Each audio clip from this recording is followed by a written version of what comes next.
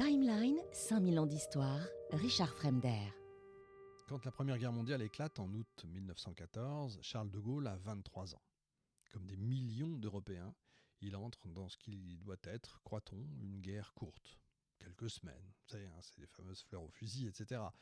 Quelques mois, tout au plus, pensent certains.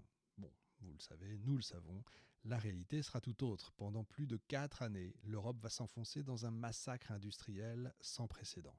Des millions de morts, des régions entières dévastées, des générations sacrifiées. Pour le jeune officier, cette guerre constitue une expérience fondatrice. D'abord parce qu'il y combat avec courage. Blessé une première fois à Dinant, en Belgique, dès les premières semaines du conflit, il retourne au front. Blessé à nouveau, puis encore une troisième fois. Son comportement lui vaut plusieurs citations. Mais c'est surtout à Verdun que son destin bascule. Le 2 mars 1916, au moment des combats acharnés autour du fort de Douaumont, il est grièvement blessé et laissé pour mort sur le champ de bataille. Les Allemands le récupèrent parmi les survivants et le voilà prisonnier, pendant près de 32 mois, près de 3 années derrière les barbelés. Pour beaucoup d'hommes, une telle captivité aurait été un temps perdu. Eh bien pour lui, elle devient une école. Il tente plusieurs évasions, toutes échouent, mais chaque tentative révèle déjà un trait fondamental de son caractère. Il refuse d'accepter la situation telle qu'elle est. Il n'est pas le seul, vous me direz. L'obstacle pour lui n'est jamais définitif. L'échec n'est jamais une conclusion. L'adversité devient un problème à résoudre en fait. Il n'y a pas de problème, il n'y a que des solutions pour lui.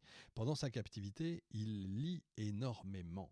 Il observe, il réfléchit, et surtout, il assiste à distance à une guerre qui bouleverse totalement les conceptions militaires traditionnelles. Les états-majors avaient imaginé une guerre de mouvement. Bon, ils se sont trompés, ils découvrent une guerre d'usure. Ils pensaient que le courage suffirait, ils découvrent la puissance de l'industrie. Ils croyaient encore aux charges héroïques, pas de chance, ils voient apparaître les chars, l'aviation, les transmissions modernes. Le monde est en train de changer sous leurs yeux sans qu'ils s'en aperçoivent pour beaucoup. Et De Gaulle comprend quelque chose que beaucoup d'autres refusent encore de voir. L'avenir appartient à ceux qui sauront penser la guerre autrement. Think different, comme disait Apple, déjà.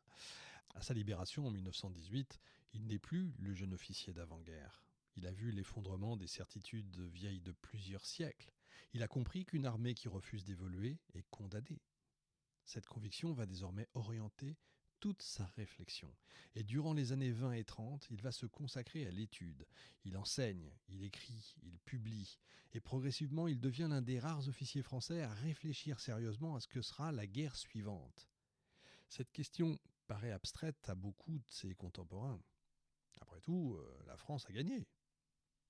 D'accord, au prix d'un sacrifice immense. Mais elle a gagné. Pourquoi remettre en cause les méthodes qui ont conduit à la victoire ? Et c'est précisément là que De Gaulle voit un danger, et qu'il est emmerdant pour la plupart des gens. À ses yeux, les armées ont souvent tendance à préparer la guerre passée plutôt que la guerre future. C'est pour ça d'ailleurs qu'on a, depuis Napoléon, une guerre de retard. Or, l'histoire montre que les conflits évoluent sans cesse. Les armes changent, les techniques changent, les sociétés changent. La stratégie doit changer, elle aussi. Cette évidence, pourtant, se heurte à une résistance considérable. L'état-major français demeure largement prisonnier du traumatisme de 14-18. Sa priorité absolue, c'est d'éviter une nouvelle hécatombe. D'où le développement d'une stratégie essentiellement défensive. D'où le développement de la vision de cette peur, de cette phrase « plus jamais ça ». La construction de la ligne Maginot, c'est le symbole. Il ne s'agit pas seulement d'un ouvrage militaire. En fait, c'est une philosophie. Attendre, résister, économiser les vies humaines, laisser l'ennemi se briser contre des fortifications. Comme s'ils ne savaient pas qu'il y avait des avions. Enfin bon. Pour une grande partie des responsables militaires, cette approche paraît raisonnable. Pour De Gaulle, elle est dangereuse, parce qu'elle repose sur une illusion. On ne gagne pas une guerre en subissant l'initiative de l'adversaire. On la gagne en la lui prenant.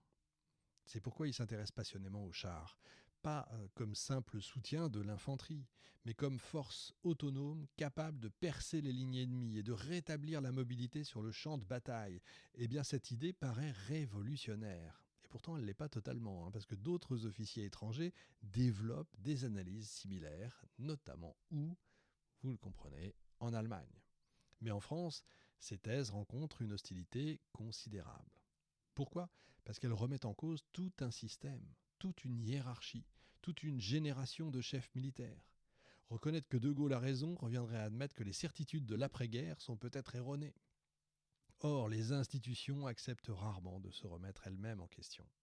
Le jeune officier devient alors un personnage à part, comme je vous disais, un emmerdeur. Alors il est brillant, il est cultivé, il est travailleur, mais il est profondément dérangeant. Il n'appartient à aucun clan, il ne cherche pas à plaire, il n'hésite pas à contredire ses supérieurs et surtout, il possède une confiance en lui qui irrite énormément. Beaucoup le trouvent arrogant, certains le jugent prétentieux, d'autres reconnaissent son intelligence mais supportent mal son indépendance. Le problème, c'est que De Gaulle n'essaie pas réellement de se faire aimer. Il cherche, lui, à convaincre. Nuance essentielle. Or, convaincre, c'est souvent plus difficile que séduire. Ses ouvrages, notamment Vers l'armée de métier, il faut lire Vers l'armée de métier, il faut lire De Gaulle, absolument. D'abord, lire De Gaulle, ensuite lire ses biographes. Mais donc, Vers l'armée de métier suscite davantage de méfiance que d'adhésion. Ses conférences provoquent des débats.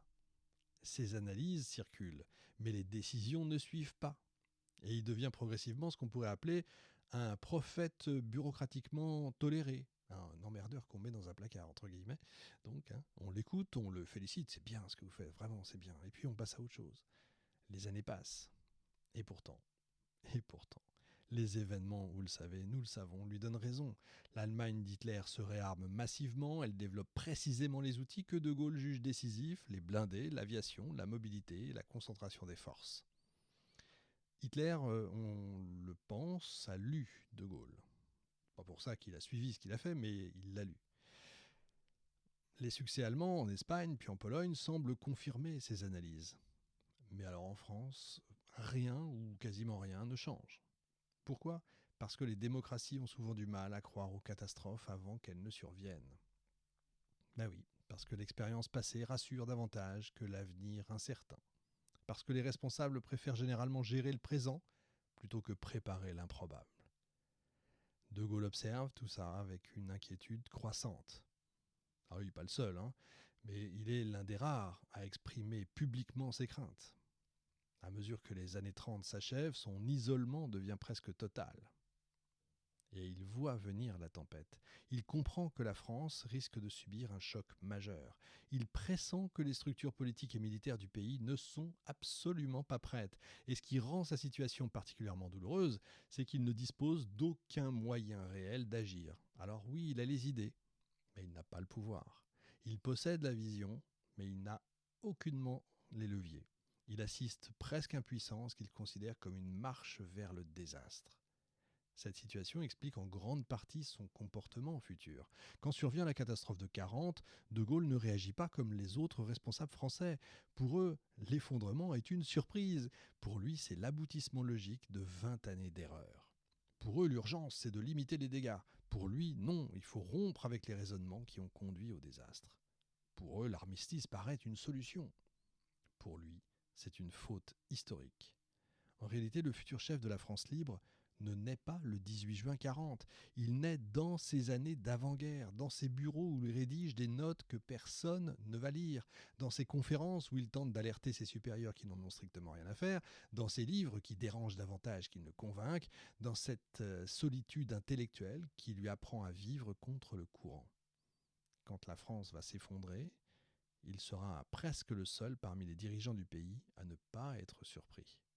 Et c'est précisément cette lucidité précoce qui va lui permettre, au milieu du naufrage général, d'entrevoir encore une possibilité de victoire. Tandis que beaucoup voient la fin d'une histoire, eh bien lui commence déjà à imaginer la suivante.